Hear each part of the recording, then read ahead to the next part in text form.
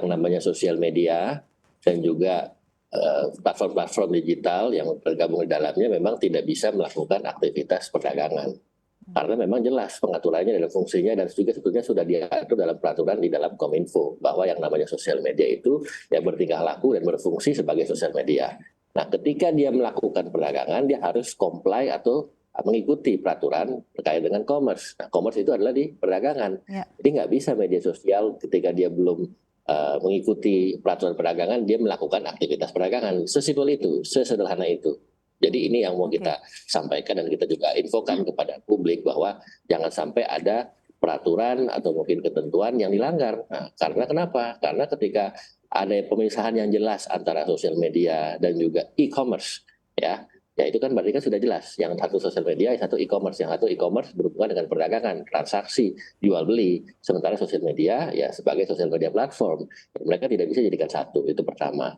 Yang kedua nanti ke depannya tentu seperti yang disampaikan juga oleh Pak Menteri Perdagangan bahwa yang namanya media sosial itu nanti hanya fokus ya, bisa melakukan promosi, ya promosi terhadap produk-produk, tapi dia tidak bisa melakukan transaksi dalam platform yang sama. Kira-kira demikian, Mbak. Oke, baik. Terima kasih Pak Jena. Sebelum lanjut kita membahas dampaknya, bisa dijelaskan sedikit Pak terkait revisi Permendak 50 tahun 2022-nya sendiri nih Pak, yang mengenai media sosial dan e-commerce.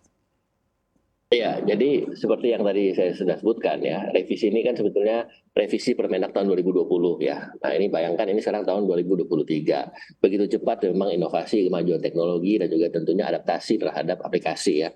Nah, dalam waktu kurang lebih 3 tahun ternyata ada banyak fenomena-fenomena ya, kemajuan teknologi dan juga platform-platform digital yang memang masuk ke Indonesia. Nah, salah satunya mungkin saya sebut saja TikTok ya.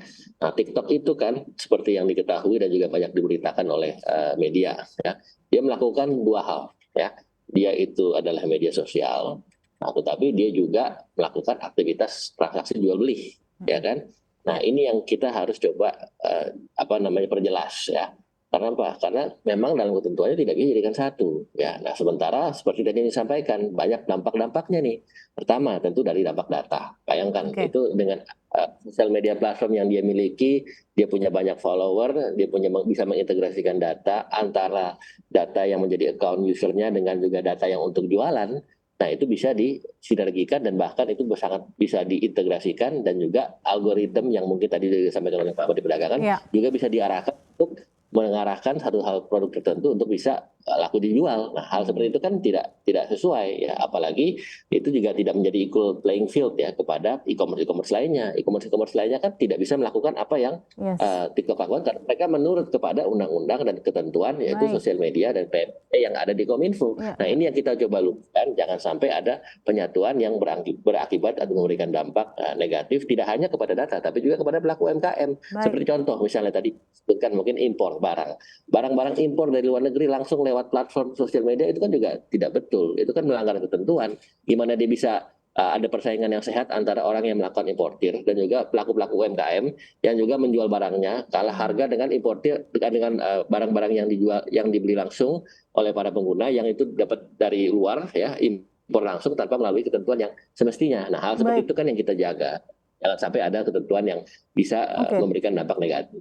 Jadi equal opportunity-nya yang berusaha tetap dijaga ya Pak ya dengan revisi dari Kemendak ini ya Pak ya seperti yang tadi Anda sampaikan. Namun sebelum saya ke Bu Rini, jika memang benar sosial media dilarang untuk berjualan dan memang tujuannya adalah untuk sektor UMKM kembali bergairah, apakah ini benar sudah tepat sasaran Pak? Karena di satu sisi kita ketahui sektor UMKM juga banyak menggunakan peran dari sosial media juga untuk berjualan menggunakan beragam aplikasi seperti TikTok Shop, Instagram Shop dan lain-lain. Tanggapan Anda seperti apa Pak? Betul, jadi sebenarnya nggak masalah ya para pelaku UMKM atau siapapun ya, tidak hanya UMKM yang ingin melakukan aktivitas perdagangan melalui platform digital. Ya, selama mereka ya tentunya mengikuti ya ketentuan yang berlaku. Nah, karena tadi udah ada ketentuannya yang menyatakan ini tidak bisa digabung, ya berarti memang tidak bisa digabung. Bisalah itu dilakukan di aktivitas platform-platform e-commerce. Kan sampai saat ini kan tidak ada larangan juga, misalnya para pelaku UMKM atau para pedagang atau siapapun, misalnya mau jualan, misalnya contoh di e-commerce, misalnya contoh seperti Tokopedia, Blibli, Shopee dan kawan-kawannya, itu kan tidak pernah ada larangan. Yang menjadi adanya ketentuan yang berdasar di sini adalah ketika ada sebuah platform sosial media yang ikut melakukan aktivitas perdagangan di mana ada ketentuan yang menyatakan tidak boleh. Jadi ini bukan soal suka atau tidak suka atau mungkin soal like atau dislike, ini lebih kepada penegakan peraturan yang memang berlaku di dalam negara kita. Artinya dan ini juga salah satunya untuk melindungi UMKM dan juga jangan sampai ada barang impor ilegal masuk melalui sebuah ketentuan yang tidak sehat. Nah ini yang harus kita sampaikan kepada publik. Karena kenapa? Karena ujung-ujungnya kalau kita lihat ini juga menjamin adanya pemerataan. Ya, kita tentu menyambut baik para pelaku UMKM yang ingin berjualan digital. Silakan Ya. silakan saja. Ya, melalui platform e-commerce ya. Tapi bagaimana misalnya contoh pelaku UMKM yang tidak memiliki akses kepada internet ya.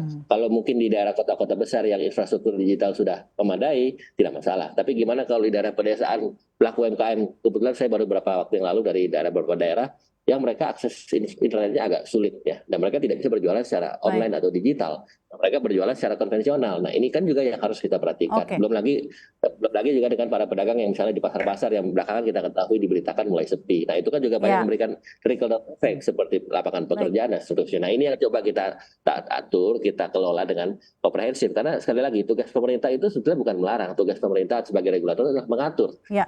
tata niaga, kelola yang baik dan komprehensif untuk Baik. semuanya.